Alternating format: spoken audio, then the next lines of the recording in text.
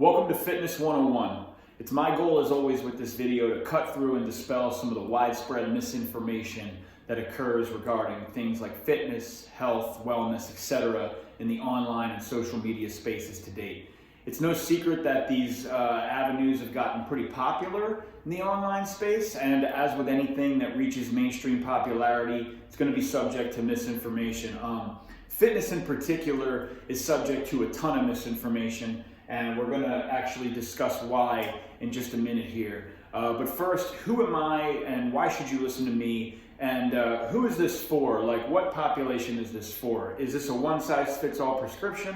So first, I myself am a certified functional strength coach and certified personal trainer of over a decade now. I've trained with some of the best the best coaches in the world, some of the best physical therapists in the game. These individuals often are known for coaching pro athletes, performance training, just general strength training. Big names like Eric Cressy, Mike Boyle, Dr. Charlie Weingroff, Jay Ferrugia. These are all individuals that I have personally trained with and been educated under.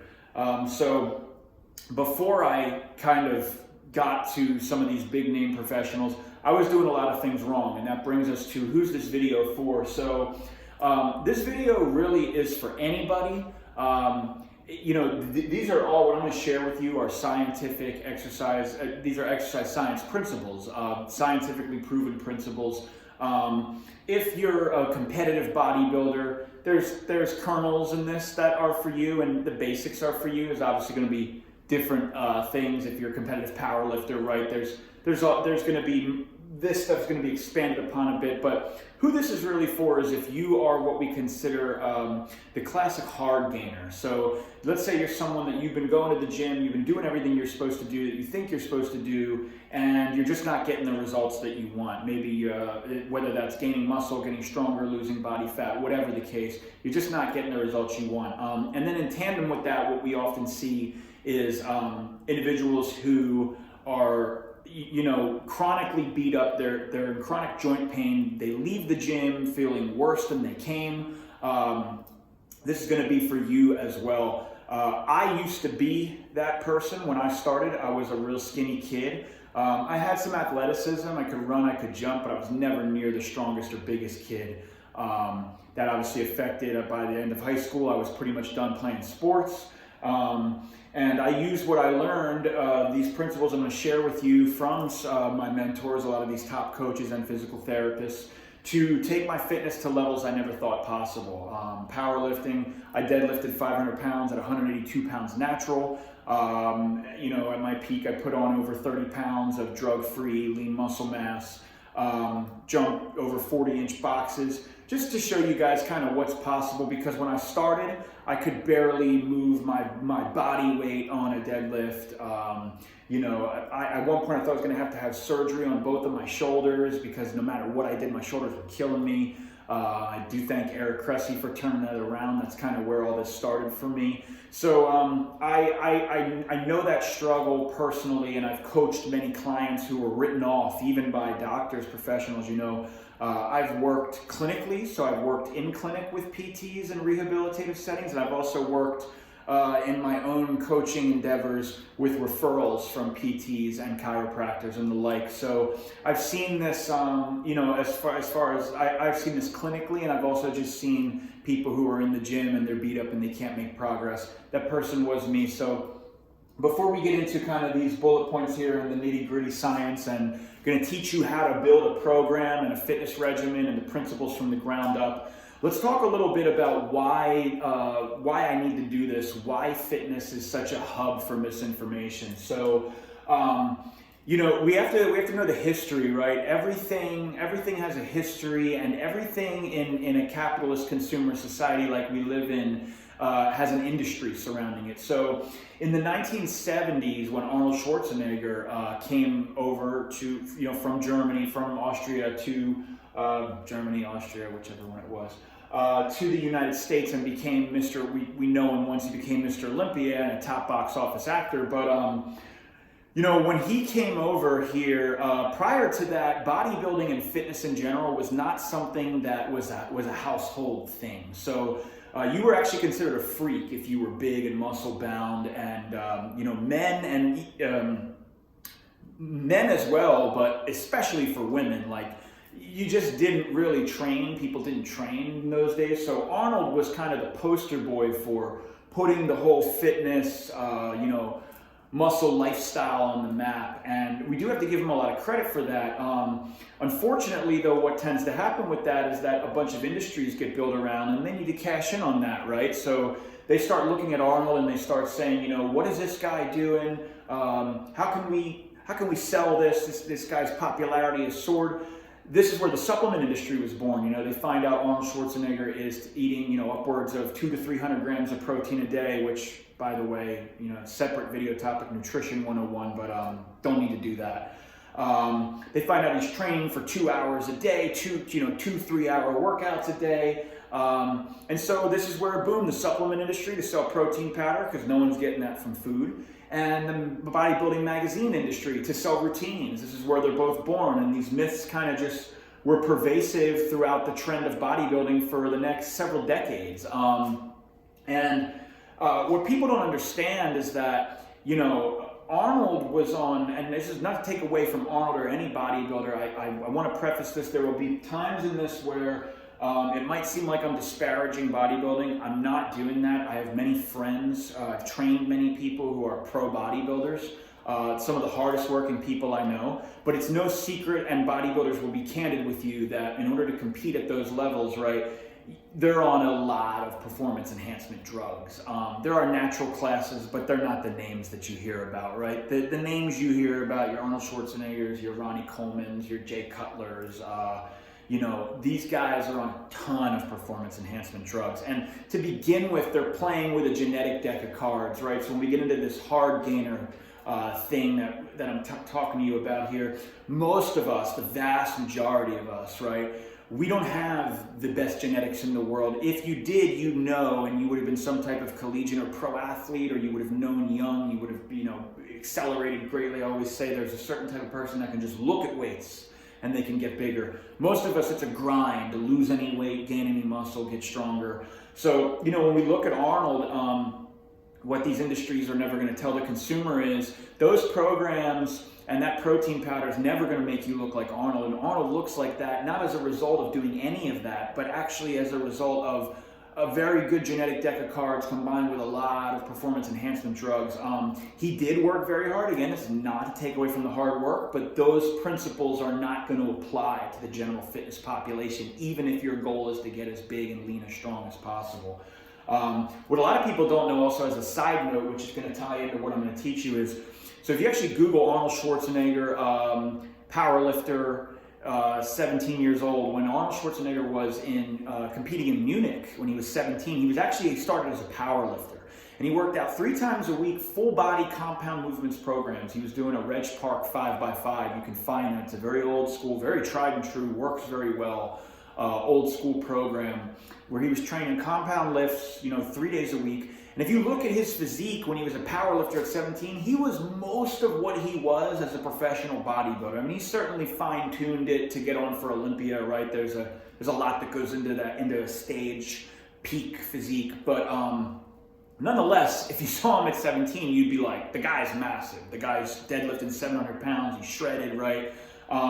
So people need to take into account that the routines that you're sold and the crazy diet that you're sold wasn't even what Arnold did to get, 80+%, 90+% of the physique that he had. And this was even prior to the performance enhancement drugs. You can see that he was a beast, right? He had great genetics for this. So that's important to consider here. It is important. You are playing with the genetic deck of cards, right? It was something that I, as a young man, got into. When I got into this, I just wanted to be bigger and stronger, like a lot of young people do, especially young men. But as you grow, you learn to be comfortable with yourself, and you learn that you have to do the best you can do. And that's still a high ceiling. I don't want to discourage anybody. There is tons of progress. Most people can make way more progress than they think if they apply the right principles. So starting off, we're going to start with program design. Okay, this is obviously the ground layer foundation. So if doing those, so when we talk about Arnold's programs, his 2-3 hour, 6-day-a-week programs where, and Arnold was doing, I think, like a chest, back, and shoulders split maybe, and then arms and legs, something like that. But generally what you hear, this will probably sound familiar to a lot of you, is you come in the gym, Monday is chest day, Tuesday's back day, Wednesday's leg day, Thursday shoulders and arms, Friday is some conditioning or a mix of the two, whatever, mix of some of those, maybe weak points, something of that nature. And you're generally doing, anywhere from 6 to 10 exercises of 3 to 5 sets of, 8 to 15 reps of everything in there, generally speaking, right? Doing a lot of volume. You're getting a ton of work and you're hammering one body part muscle group, each day of the week. And what I'm going to do is kind of dispel that notion based on some principles here, some scientific principles. So the first thing, you're going to see this, in stars highlighted, that this is a theme throughout. If you take nothing else away from this, progressive overload is an exercise science foundational principle, right?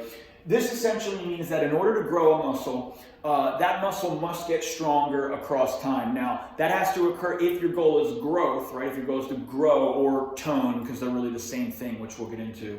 If your goal is to grow a muscle, that progressive overload principle does occur in a certain rep range, with a certain caloric intake. But no matter if your goal is powerlifting, bodybuilding, general athletic or strength training, lose fat, whatever, you must get stronger. This is an indisputable principle. Exercise science 101, right? So in keeping that principle in mind, right, then the name of the game becomes, if we're not genetically blessed and we're living normal lives, right, we're living hectic, busy lives, you're also not a pro bodybuilder in the sense that your day isn't built and constructed around being in the gym and competing, right? You don't do this for a living. Most people, we work 40 plus hours a week, right? We commute, maybe you take care of kids, you're in a relationship, you see friends, right? It's a lot to juggle. Your nervous system only has so much capacity to recover between workouts, and recovery from the progressive overload stimulus, which we're going to talk about, is where you actually grow. A lot of people think that it's about more in the gym, but it's actually the minimum amount of a stimulus necessary to progressively overload a little more than the last time, get out of the gym, recover, and get back and hit the same muscle group or body parts as soon as possible. So this gets into the concept of what we call frequency versus volume, right? So again, we're going very broad here. This is a 101, right? It's not that there's no place for volume. I don't want you to think that. But when we're looking at natural lifters making progress, average genetic folks making steady gains, frequency is king, and it's king for a few reasons. So the reason I say versus volume is because think of these as being inversely related. If you're going to do higher frequency, meaning you're going to hit muscle groups more frequently, the volume has to come down, right? You can't live at the reason those super high volume, like chest day on Monday, is only once a week, is because you're doing so much volume that's going to take you 5 to 7 days to recover. But as we talked about, for progressive overload's sake, that's actually not so efficient for most people. And there is also, and this gets into beyond kind of what we're doing today, but you have to know about how the endocrine system and the nervous system works. And to bomb yourself with that much volume, and then try to, it's a lot for your joints, it's a lot for your nervous system to try to recover from that. It's just not optimal. What's more optimal is to hit, a muscle group, and we're going to talk about muscle groups versus movements with this more frequently. So getting stronger frequently, more frequently, minimum dose necessary, get out, recover, get back as soon as possible, is actually a much more tried and true principle. We know this from exercise science studies on people gaining muscle mass. And I know this from real world experience, right? There are a lot of variables in studies that are difficult to control for. You can't follow a person around, and these studies rarely, if any, how are you sleeping? How are they eating down to the minute detail? What are their stress levels like? What kind of body type are they playing with to begin with? All of this is in consideration, but generally speaking, you want to go with a bit more frequency. So this takes us into kind of exercise selection, right? So if we're talking about frequency, as opposed to doing the traditional high volume one body part for 1 day a week, what I'm proposing is you would do either a full body, and bear with me because some of you are going to be like, how am I going to do that? You're either going to do a full body 3 days a week, essentially, like a Monday, Wednesday, Friday, with at least a day of rest in between. Or you can split it into upper-lower, like 2 upper sessions, 2 lower sessions. Push-pull works. But the point is that we're hitting things more than once. And we're thinking of the body in terms more of movements and a unit. And this gets into, okay, so why are we doing that? So when we get into, now what exercises are we selecting to make that frequency? Remember, goal is to get stronger more frequently. Okay, what exercises are we selecting? So before we get into the idea of compound versus isolation movements, what I want to discuss here is thinking of movements, not throwing out the idea of muscles, because trust me, I totally understand. I definitely make sure I'm working chest, right? I'm working my biceps. Like, I don't want you to think that muscles are out the window here, but when we think about compound versus isolation movements, right? So for those of you that don't know, compound movements are multi-joint movements that are going to work multiple muscle groups. So think of a bench press or any chest press, right? I'm moving my shoulder and my elbow, and it's working my pectorals, my deltoids, my triceps, right? And then isolation movements are just going to be one joint, one muscle. So let's say a curl, right? I'm moving my elbow just to work, my bicep muscle. And when we think about isolation movements, so these are like, when we go with these sort of like tried and true terms, I don't really love these terms so much, because the idea that I can isolate my bicep completely is not entirely true, right? And this gets into a semantics thing, but it kind of takes me where I'm going to go with muscles versus movements. So even when I'm working my bicep, right, my forearm is, anybody knows, like, your forearm's getting a ton of play in a heavy curl. Your shoulder is stabilizing that movement. So even though one joint is moving, there is forces occurring between the wrist and the shoulder joint. And the reason that I say think about movements versus muscles is, so let's say you split that, let's say we're doing that traditional high volume where we do one muscle group per day. Well, the problem with that is that my chest day, any pressing that I do, shoulders are getting hit too. And then when I do, when I go to my Tuesday, so like now, think I'm working just my lats, just my rhomboid, just my back muscles. Well, my shoulders, especially my rear delts, are also getting carryover from those rowing and different pulling movements. So really, I'm hitting shoulders multiple days a week. And when you kind of start to look at it like that, you really can't isolate just a muscle group, and it becomes a very inefficient way to program and look at the body. So what we want to think about here, so now we get into with compound isolation movements. So there's a big debate, there's always been a big debate. Bodybuilders tend to, and this is just a general, but tend to say like they like isolation movements because they can really feel a certain muscle and really get a huge pump. And there's merit in that, not quite as much as a lot of people like to think, but and then more strength training purists, and I admit I used to be like this, very dogmatic about only doing compound movements, like there's no place for isolation movements, they're not functional, blah, blah, blah.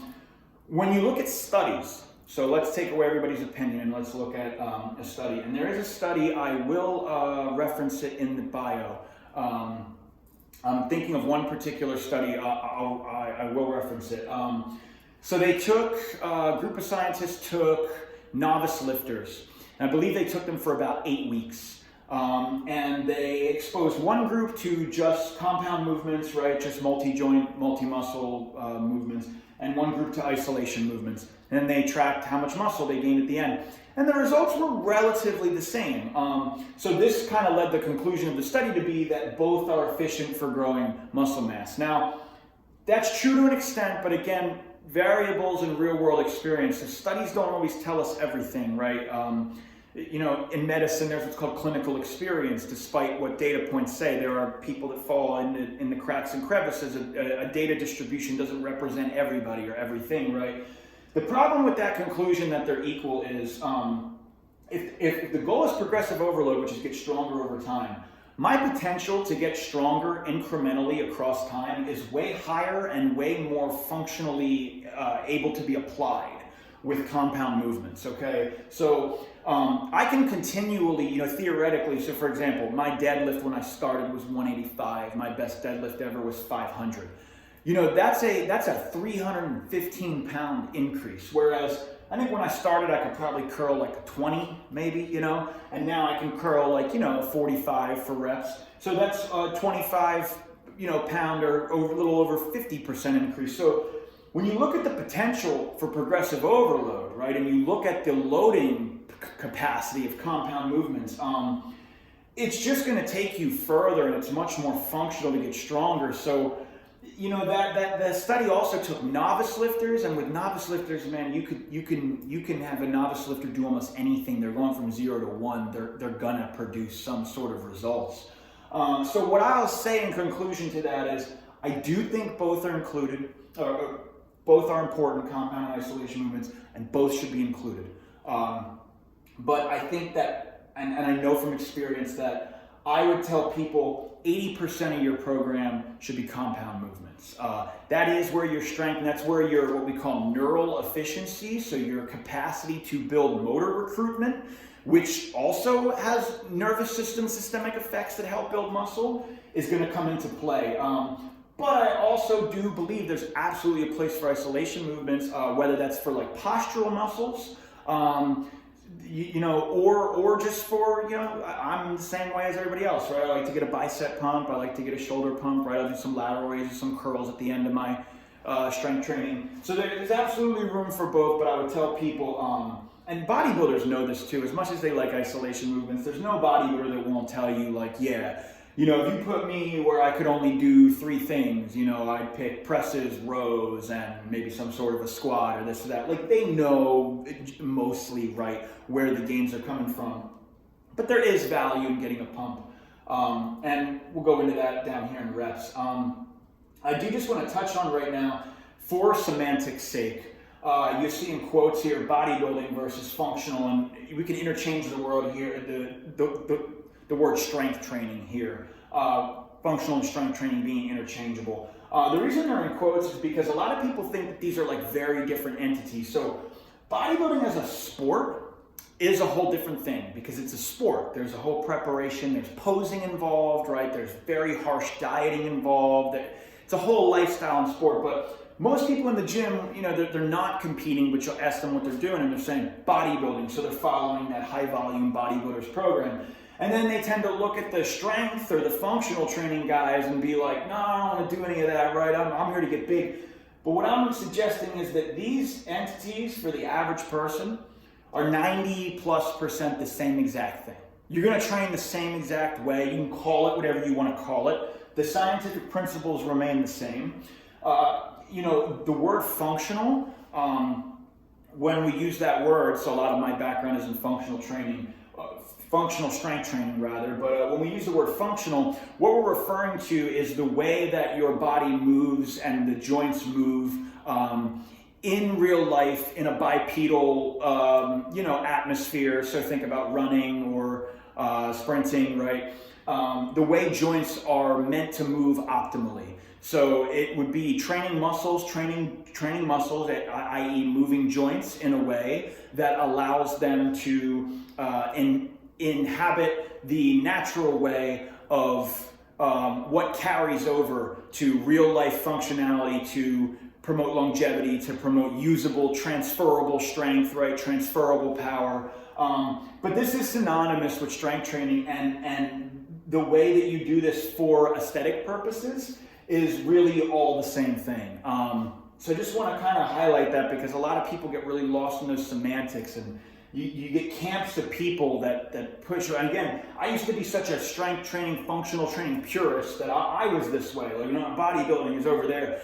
But as you get older, as you get wiser, as you do anything for over a decade, you start to realize that the same tried and true principles are occurring throughout all of these, and everything is borrowing from each other, and there's really not a ton of a difference. The real difference with competitive bodybuilders is the dieting, the posing, and in a lot of cases, the performance enhancement drug taking. What they're doing as their foundation, although they might be doing more volume, the genetics, the drugs may allow them to do more. It's the same base exercises, right? The same kind of foundation. So then we get into sets, reps, and rest times.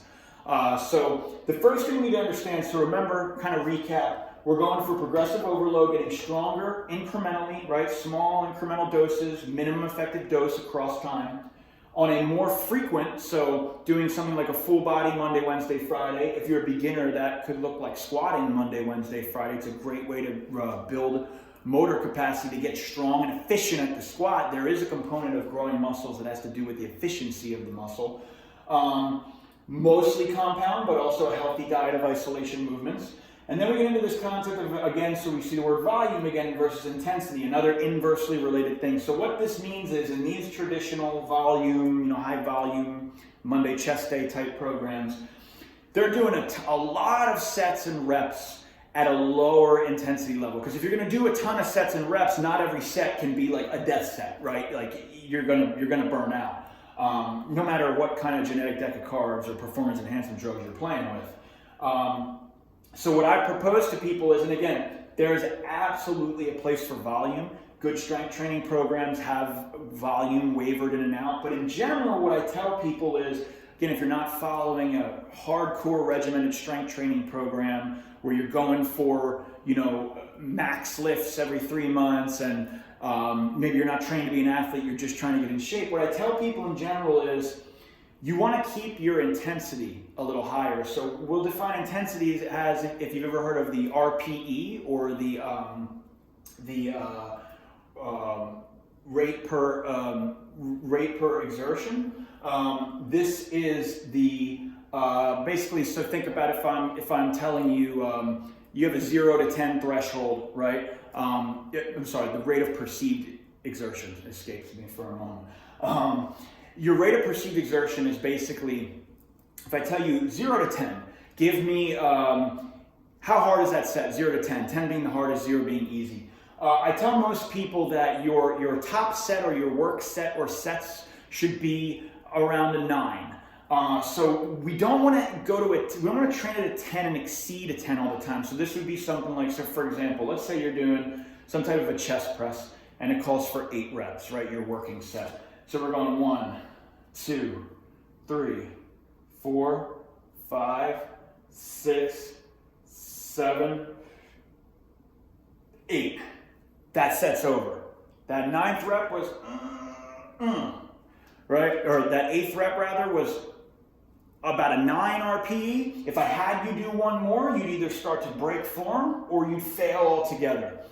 We don't ever want to fail. We don't want to go to failure. Again, very common misconception. If you have a very good genetic deck of cards and if you're playing with performance enhancement drugs, that rate of perceived exertion, you can take that into failure sometimes. And bodybuilders often will. For the regular person, that's a territory that you mostly want to stay away from. So what we want to think about, again, this is so that your nervous system, if we're training more frequently, right? My nervous system is not going to be able to keep bouncing back within 48 to 72 hours to train a muscle group again if I'm constantly going to failure. What we think about is technical failure. So that 8th rep was technical failure. If I did that 9th, my form would have broken down or it would have had to be pulled off. That would be, we broke form. That would be past technical failure, right? So technical failure is when that rep slows down, and if you were to do another one, you're not within the right technique anymore. So intensity, we want to think about whatever the work sets, and we'll get into how many in a second, whatever work sets we're doing, we want to make sure that they're at the right intensity level. If we're at the right intensity, we don't need to do a ton of volume. Again, a ton of volume, just like going to failure, just like going too intensely, is going to accumulate a lot of nervous system fatigue, hard to recover from, and it does beat up joints more. Remember, muscles can theoretically infinitely get stronger, but you're born with one set of joints, right? If you blow a joint out completely, most people, you can have a knee reconstructive surgery, but the chances of the knee, ever being quite the same are pretty slim. So you want to preserve the integrity of joints, and it's backwards to what a lot of people think. They train less intensity, but they accumulate a ton of volume, which accumulates a ton of fatigue. And really, you can get more done in less time with higher intensity. So this is a more efficient way to train as well. Then we get into rep ranges and rest times, and then just in general, like how many sets. So what I tell people, and we're going to get into this in the example program template in a moment, so this is obviously going to be variable, right? This is where being a coach and being an exercise science-minded person kind of, you know what to do through data and then through the art of coaching. But in general, what I tell people, just a generality, you want to keep your work sets between about 1 and 3 sets. And I'll explain what that means in a second.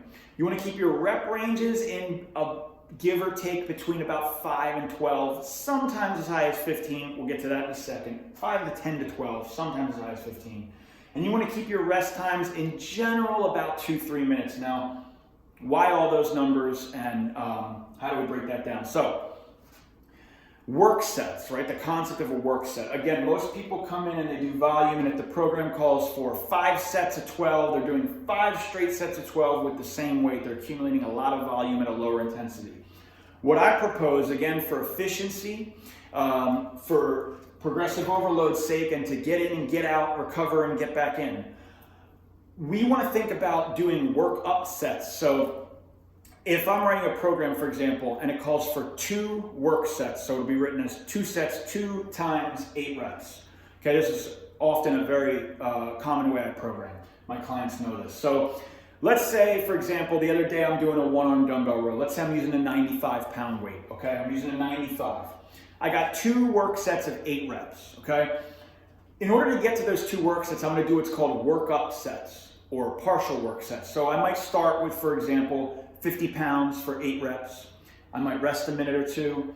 I go to 65 pounds for 5 or 6 reps, rest a minute or two. I go to 80 pounds for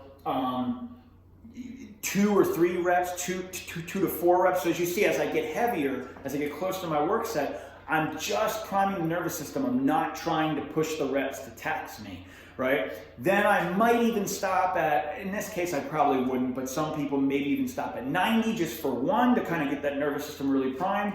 And then you go into your 2 working sets with, in this case, 95 for 2 sets of 8. And we want to use those workup sets to get the nervous system ready for the top end set, and then as little top end sets. So in a well-constructed program, you might just be doing 1 very intense work set, or there are volume wavering periods where you might be doing 2 or 3, maybe even up to 4. Usually 2 or 3 is a good spot. Work sets. So this does vary, and it does vary with training age and the specific goal and where you're at in the program, and also you have to do what's called auto-regulation, where if you're under a lot of stress, you're not sleeping well or whatever, you know when to push and when to back off. So there's a lot of parameters to this, but in general I tell people you really only need about 1 to 3 work sets of an exercise.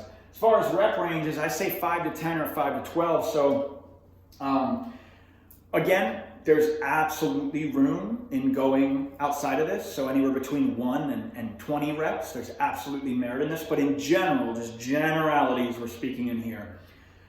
Usually under 5 reps, you're talking about just pure strength.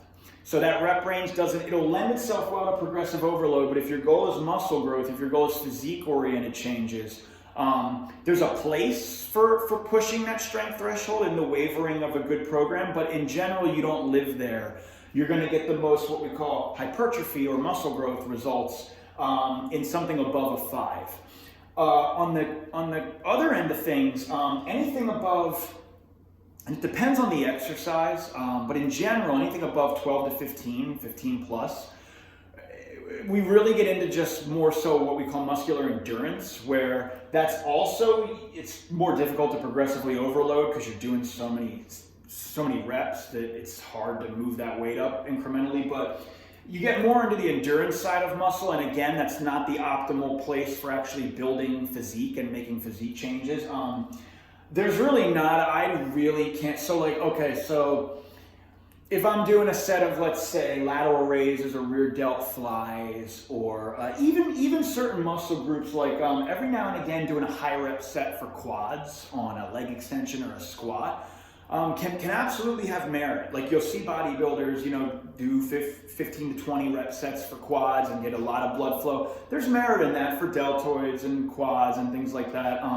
But again, that's not, just like training under 5 reps, that's really not a range that we need to live in. That's more of a once in a while thing. So most people, for most regular compound and even most isolation movements, between 5 to 10, as high as 12 is really going to be your sweet spot. I, in general, would tell most men stay between about 5 and 8, maybe as high as 10. I usually tell women can actually take a little more volume, a little more accumulated reps, a little more frequency, because they don't move as much weight in proportion to their body mass, so it's not as taxing to the nervous system. Women, I'll say, we live between like 6 and 12. But it's mostly the same, you see, right? 5 and 10, 6 and 12, 5 to 12, as high as 15 on certain, small exercises here and there. But in general, there's really not much of a need to go outside of that 5 to 10 or 12 rep range. And then rest time. So I say 2 to 3 minutes. So again, resting longer than 3 minutes. If I'm in a wave of programming where we're doing, heavy 3-rep sets of a deadlift or a squat or a bench press, some big movement, then there's absolutely merit in resting, 5 minutes.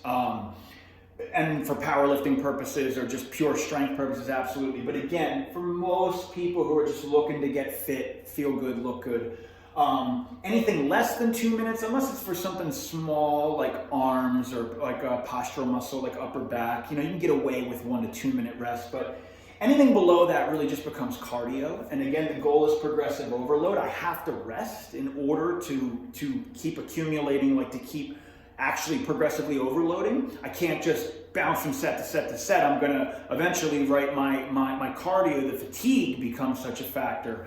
A lot of people think, this kind of ties in, we'll get into cardio a little later here, but this kind of ties into, like, a lot of people think that you just go to the gym for 30 to 60 minutes to get your heart rate as high as possible, and weights are some form of hit. And not to bash, but you see this with Orange Theory, you see this with CrossFit, like it's this idea to just keep your heart rate jacked. And oftentimes I've seen a ton of those clients and they're beat up, they're not making the gains they want, their nervous system is fried, and I tell them, like, you can apply some of those principles. CrossFit has a ton of great exercises and principles. I credit CrossFit for kind of putting a lot of barbell moves and compound moves on the map. They always were, but CrossFit really did a good job marketing it. But you can't just move nonstop for your whole program. It's also just not optimal for getting the actual results that you want. So I tell people 2 to 3 minutes for the vast majority of exercises is a great place to shoot for. And then, we have the question here, if people say, like, what about supersets, drop sets, etc. So again, these have a place. I'm not saying that they don't, but the vast majority of the time, you don't need to worry about this as a natural lifter. If you're a beginner to intermediate lifter, just trying to get in shape, don't worry about this stuff. Just get stronger with straight sets. Time under tension is a principle, so controlling your negative and then giving a nice, explosive but controlled, concentric or positive, right?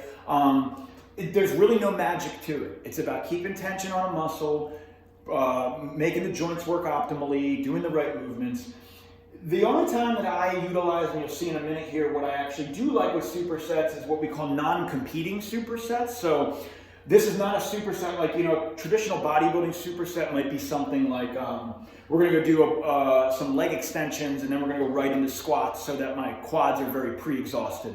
So that's not the kind of superset I'm talking about. In a non-competing superset, you'd work 2 opposing muscle groups for time. You could get more work done in a shorter time, and you're balancing both sides of the joint, which is advantageous. So for example, I might do a chest press. I could rest only a minute or 2 as opposed to 2 or 3 because I'm going to work a different muscle group, and then I could go do a row and I'm working the totally opposite muscle group. That's a much more appropriate use of supersets than just the traditional pre-exhaust and break everything down. Again, very nervous system taxing for the average person, the average genetics, not on a bunch of drugs.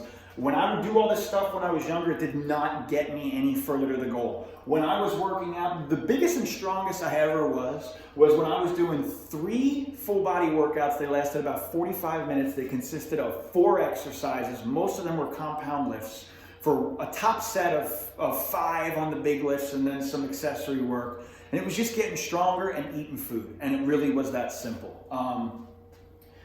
So now we go into, I want to give you an example program template here, okay? So this is kind of an example of exactly what I do and what I program for my clients. So I'm going to show you an example of a full body 3 times a week program, because this might be new to some of you, okay? So component 1 here is going to be some mobility and a dynamic warm-up, okay? Mobility, so this is not just static stretching. A lot of people think I just come in gym and we just like stretch that.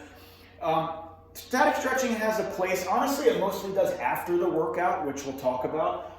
It can in the beginning of the program. You don't want to do too much because it actually can weaken muscles from just you're basically lengthening the muscle fiber so much that it can be difficult to recruit the same amount of force when you do go into your program. A lot of people say that's overblown. Again, there's definitely a place for like light stretching, but when we think of mobility, what we more think of is like dedicated dynamic drills and warm-ups to getting joints ready to move the way that they are going to move when we actually strength train. A lot of this too, I could do a whole nother series about this, is breathing. Getting the diaphragm moving and breathing properly. It's going to have a massive carryover to being able to get stronger. And believe it or not, again, I could do a whole other video on this. I probably will eventually, but where your diaphragm and thus your rib position is dictates where all of your joints and posture are down the whole chain. And even if your goal is just to get really big and look really good and strong, I can tell you right now, my deadlift went from 405 to 500, and I got way bigger when I learned how to properly breathe and brace from my core. I was leaving so much strength on the table because without being able to stabilize that core through breath properly, you actually can't use certain things like your hips and even your shoulders the way that they're meant to be used and apply the optimal amount of force to a movement. So mobility and or breathing, I consider breathing the same thing. Your diaphragm is global mobility for a lot of people, for everybody, but a lot of people really need it. And just dynamic warm-ups. So once you get the joints kind of, if you know a certain joint that you need to mobilize, so like if you know, for example, that you have very poor shoulder mobility, then you dedicate some of that or a lot of that to shoulders. For a lot of people, it's hips, ankles, thoracic, right? This is why it's good to have a good coach and get assessed, because then you'll know if I open up these joints prior to training, I'm going to have a much better environment to actually work certain muscles. I can't tell you how many people, myself included, that couldn't feel their chest working because their shoulder blades didn't know what to do. And when I taught myself where my shoulder blades go, I was able to actually grow muscles more. So again, even if your goal is just physique, this functional stuff, this mobility, this boring stuff, right, it can pay huge dividends in the long run. Component number 2 that everybody, especially adults and obviously even kids, especially if you're an athlete, even younger lifters, plyometrics, right? So plyometrics is basically the exercise that we use to train power. Power is what we call strength times speed. So it's basically moving a load fast. So if you're a very serious, Olympic lifter, CrossFitter, whatever, this for those folks looks like snatches, clean and jerks, things like that. They are lifts that demand a very technical learning curve. So with general fitness clients, especially adults that have no background in it, we usually don't do those. But we have what's called low implement power or plyometrics. So different forms of jumps and hops, kettlebell swinging, kettlebell cleaning or snatching is very teachable and much more user-friendly. Just something for a few sets that is going to display dynamic power. And the reason this is so important for everybody and not optional, even if you're not an athlete, is as you get older as an adult, what's called your type 2A muscle fibers actually have the biggest loss across the adult lifespan. So these type 2A muscle fibers are actually, they're what's called your fast twitch muscles, hence the explosive nature of plyometrics. They actually have the most propensity to actually grow. So most of the hypertrophy that you get are from fast twitch muscle fiber growth. That's why reps and rest times are what they are and matter so much. So training those muscles to be as explosive as possible is going to help preserve that type 2A muscle fiber potential loss as the lifespan goes and help you keep muscle on over time. Then we go into, so you see I have brackets here, and this is kind of a suggestion where you can do a non-competing superset if you want to for time's sake, or if you just like to. So then we're going to go into, again, thinking movements, but hitting all muscles. We're going to go into an upper body push, and then if we want to, we can superset that with an upper body pull. So that would look like, we can push either horizontally or vertically, right? Either a bench press, a chest press of some sort. And then a pull, again, either vertically, a chin up or a pull down, rows of sort. I would say for most people, you should be rowing more than you're vertically pulling. Rows are essential for postural health. But this is kind of fulfilling our main upper body strength components. Again, that kind of 1 to 3 work sets, anywhere from 5 to 10 reps, depending on the exercise, 2 to 3 minutes, or if you're supersetting, you can just do a minute or two between for time's sake. Then we're going to go into, and again, I just want to, for the sake of people that are worried about what about muscles, right? Upper body pushing, I'm getting chest, right? I'm getting delt, I'm getting pecs, I'm getting delt, I'm getting triceps. Pulling, right? I'm getting all the muscles in my back. Various different exercises on various days and angles will make sure everything gets, fair play. But the point is that you don't need to do a million of these different exercises and sets and reps. If you're training more frequently, you can hit the different angles and different exercises more frequently as opposed to doing it all in one day and still get, the same amount of optimal work in per week. Then we go into what I call upper body accessory. So this could be doing, a curl, a tricep push down or an extension, lateral raise of sort, maybe a chest fly, really just working on your weak points, whatever you might want to pump, whatever you want to dedicate some isolation work to. And again, I might do a curl one day, a push down the other, and a lateral raise the other day. And then I'm fulfilling kind of everything that I would isolate if I was to do it all in one day. And that can be paired nicely in a superset if you want with what we call lower body hip dominant. Okay, so hip dominant movements, think about things like deadlifts, Romanian deadlifts, hip thrusts, one leg deadlifts, one leg hip thrusts, leg curls, basically anything that's going to bias the glutes and the hamstrings. That's what we call hip dominant. And we want to, I usually have people train that prior to their knee dominant movements. What that does, it actually helps protect the knee health. A lot of people are what we call very dominant in the quads. So if I activate their glutes and hamstrings first with some strength work, it'll protect their knees. It'll also protect their low back as to doing it vice versa, especially if we're talking about like a deadlift and a squat. Actually, if you were to do a deadlift and a squat the same day, you would actually want to reverse that order. You want to do the squat first. But nonetheless, these can be more interchangeable, I would say. This is not always the exact way I do it, right? But just giving you a template here. So I might do something like an RDL or a hip thrust or a leg curl of sort. And then I would go into my knee dominant movement, which could be a squat, a leg extension, a leg press. A split squat, single leg work is tremendously important for keeping health of the hips, of the knees, of the low back. Whenever you do single limb anything, so with upper body, you're doing that if you're doing, right, if I'm doing any type of chest press, that's not with a barbell. So if I have a dumbbell in each hand, I'm forcing those stabilizers to turn on. And anybody that's ever kind of spent some time knows the barbell might make your shoulders really cranky because it's fixed between both shoulders. But the dumbbell allows for that kind of free integrity of the shoulders.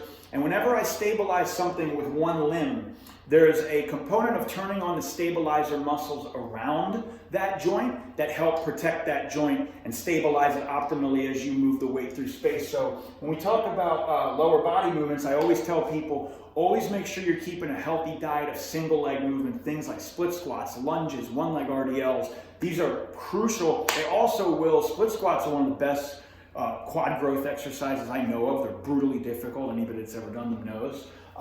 So I always tell people, make sure that you're incorporating that. If I'm doing like a bilateral move on my hip dominant, then I might do a unilateral that day on my knee dominant or vice versa. And then we can, if we want, superset that lower body knee dominant with core. So when we talk about core, again, I can make a whole other video about core. What core really means is breath, rib position, internal core muscles that stabilize. Contrary to what people think, you don't get a six-pack by doing more crunches. You get a six-pack by dieting down to a low body fat percentage. The purpose of core training is actually going to be to learn to use the core muscles in a functional environment so that they protect. So if we think about the function of the core muscles, right? We're bipedal creatures. We walk upright on two legs. What your core is actually doing all day is it's keeping your spine upright against the force of gravity pushing down on you. So everybody that goes to, and I'm not saying there's never a place to do crunches. A lot of people do have to be careful because they can aggravate backs, but you know, a lot of people go in the gym and they think I'm training core by just flexing my spine, but again, it's kind of the opposite, right, of what your core actually does. And I'm not getting abdominal muscles, you know, like a shredded six-pack. You can grow, you can hypertrophy abdominal muscles through core training, but to actually get them to show, it's all diet, and anybody will tell you that. So what I say for people is think about, instead of flexion, right, think about anti-flexion. So things like planks, rollouts.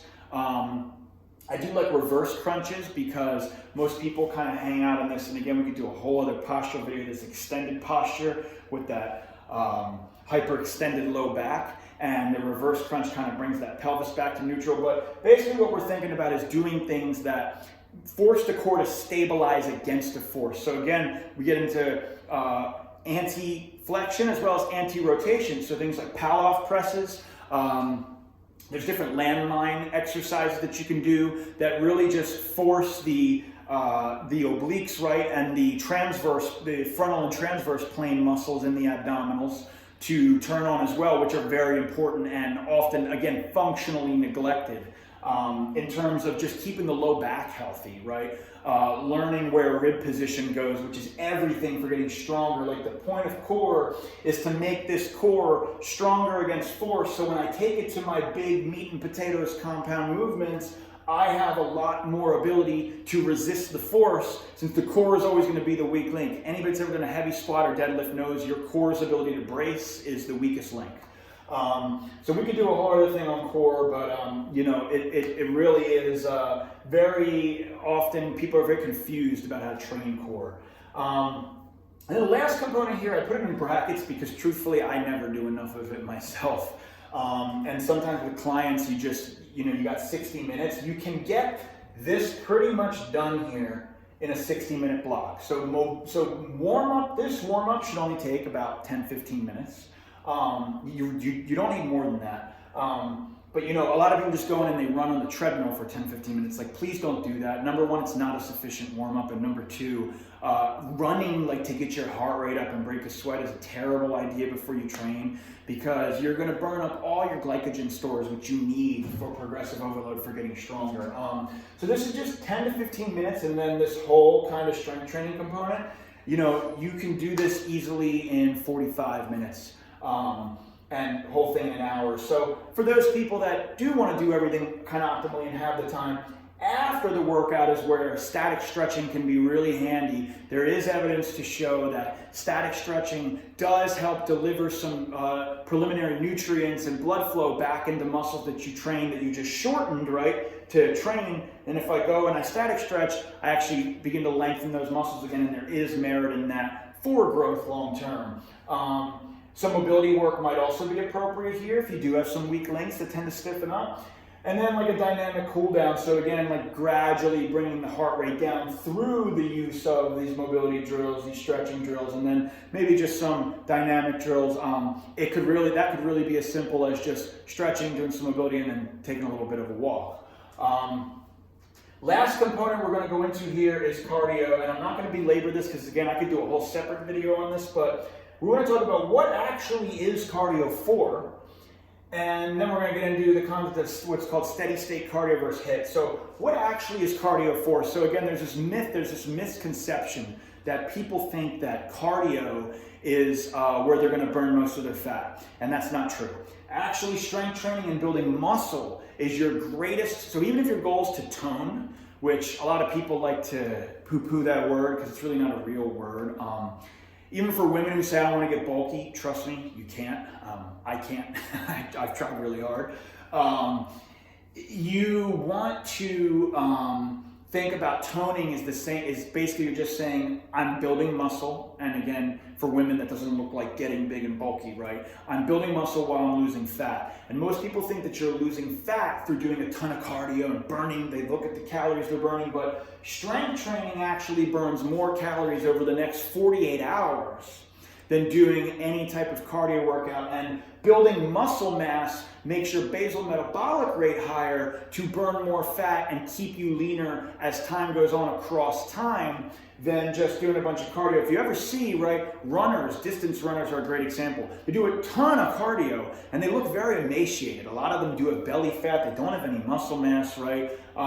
Versus there's a lot of bodybuilders who will tell you, I don't do much or any cardio, at least until competition time, and I stay pretty lean. Now, what cardio is actually for, and the reason it is necessary, especially the older you get, number one, it has a ton of cognitive, everybody knows runner's high is a real thing, right? The endorphins you get from getting your heart rate up, getting out of breath. Cognitive effects are certainly real, keeps your brain healthy, but really the main kind of health concern with doing cardio is it comes from cardiovascular or heart health. So you're doing cardio to actually keep your heart and your body circulation healthy. In which case that has to be approached a bit differently than what most people think, which is I'm just going to do an hour of the Stairmaster or go run 5 miles, which can actually be, there can be diminishing of returns from that. When you do a ton of what we call steady state cardio, so we get into the steady state versus, when you do a ton of that middle zone like jogging or Stairmaster steady state cardio, you're pumping out a lot of cortisol, which is a stress hormone, right? It's a big reason why a lot of people can't lose belly fat. You're pumping out a lot of cortisol, and it actually has a negative effect on your metabolism across time. The other thing is with Stairmaster, like you're cutting into a lot of the recovery time of your legs doing that. There is no eccentric component, you're just stepping up, so it's not terrible, but I always tell people like cardio shouldn't be muscularly taxing or done forever. Again, there's science, right, which I'm about to share with you. What's the optimal target heart rate for my goals of cardiovascular health? And then there is additional fat loss that it can absolutely aid in. And what we actually tend to see is when it comes to cardio, you either want to go more at a low intensity or less at a high intensity. So low intensity is what we call zone 2. And you might have heard this before. This is the most, I would say, scientifically studied and recommended, like American Heart Association recommended cardio for cardiovascular health. Zone 2 is, think about being able to do cardio just enough to get your heart rate up and you break a light sweat, but you could still hold a conversation. So for the exact science of this, what you would do is you could do 220 minus your age, and multiply that by 0.6 or 0.7, so that's 60 to 70%. You want to stay in there. So for me, for example, that looks like keeping my heart rate at about 120 to 130 beats per minute. And if you're ever on a treadmill in a gym, my go-to for zone 2 when I do it is I simply just put the treadmill on a decent incline, nothing crazy steep, but like a decent incline, maybe at level 6 or 7. Put on 3.5, maybe 3.8 miles per hour. Just walk on an incline and I make sure my heart rate, I can hold the heart rate monitors, or if you have one on a watch or something, you want your heart rate to be between about 120 and 130. That can and should be done really every day. You can do that 5, up to 7 days a week. I think the official guideline recommendation is like 150 to 180 minutes a week. So I usually tell people, aim for, if you do 5 30-minute sessions, right? You're hitting it. You could go as high as an hour. Some people can get this just from doing like brisk walking outdoors. That's even better if you could do that, right? Because number one, everyone that's ever done that knows it's a great fat burner, great for just cognitive benefits. You're outside, you're in sunshine and fresh air. So that'd be your kind of low intensity. And then there's also the kind of high intensity and the high intensity interval training or HIIT, which also is very beneficial and can be even more beneficial, definitely aids in fat loss very well, but people tend to way overdo it. So people go to these boot camp classes for an hour where it's just balls to the wall for an hour. It's just, I always want to cringe when I see this, because it's like, you could get a lot of weight off of an obese person by doing that, but eventually when you burn through fat stores, you're gonna have to still build muscle. And it's impossible to build muscle if you're in that, heightened, that puts you in what's called a catabolic state, which basically is the opposite state to an anabolic state that we want to be in for building muscle mass. And when I tell people about HIIT, they're surprised to learn that you really only need to do, anywhere from 1 to 3, literally like 8 to 15 minute sessions per week. So, best format of this that I like to do is, again, when I can, I like to get outside. Find a hill. If there's a hill where you live, if you're going to do this, sprint up the hill for, it varies. Again, I usually tell people start very low. Start with 5 to 15 seconds, and then rest for anywhere from, rest in this case would be high intensity. You get your heart rate up, and then you get your heart rate down. And the name of the game is to move back and forth between max and low effort. So sprint for 5 to 15 seconds, walk for 1 to 2 minutes, repeat that 5 to 8 times. You really don't need more than that. As you get better at it, you might increase some of the intensity times, and then you would also likely increase your rest times a little bit. But point is that you really don't need that much of that. People end up doing way too much of it. It's very, very taxing on the nervous system to do too much of it. As an aside, one more thing I should mention. Not only can this be done in an hour, but the last thing I want to say is, and I should have mentioned this probably early on, but I'm just thinking of it now in the cardio discussion. When we talk about, again, like another kind of reason for frequency versus volume, those 2-hour workouts, right, where you're doing 1,000,000 sets and reps and doing something for 90 to 120 minutes. So there's a lot of data that shows that really past 45 to 60 minutes of consistent effort, you do start producing cortisol, which again is a stress hormone that is, let's just for a crude analogy kind of say it's the antithesis to your testosterone production, your growth hormone, all those hormones people associate with getting bigger, getting stronger, getting leaner. You really can't go more than 45 to 60 minutes at optimal intensity and stay in an anabolic state. Again, the 2-hour high volume workouts, those people are on performance enhancement drugs. Performance enhancement drugs keep you anabolic, aka they are going to aid in keeping you in an anabolic state so that cortisol does not waste muscle. If you're a regular person, regular genetics, not on performance enhancement drugs, there's a threshold. So I always tell people less really is more. 45 to 60 minutes of your actual strength work is not only all you need, but it's optimal. If you do this and you get stronger in the optimal time, optimal sets and rep ranges, rest times, intensity, you're going to change your physique if your diet's on point. We can cover nutrition in a different video. I am considering doing a nutrition 101. I hope this has been informative for everybody out there.